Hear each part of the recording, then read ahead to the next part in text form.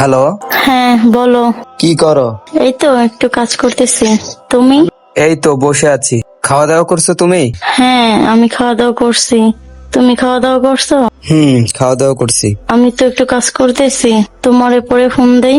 আচ্ছা ঠিক আছে। আচ্ছা ঠিক আছে। আরে কেউ বুঝছেন না, চল তো একটু কথা আছে। আরে বুঝছেন, কি অবস্থা তোর? এই তো বন্ধু ভালো আছি, তোদের কি অবস্থা? এই তো আলহামদুলিল্লাহ ভালো। যে সাইডে তোর সাথে একটু পার্সোনাল কথা ছিল। এখানে বল না, সমস্যা নাই তো। তোকে কিভাবে যে বলি, তোর গার্লফ্রেন্ড তো একটা ছেলের সাথে রিলেশন করে, জানো সেটা?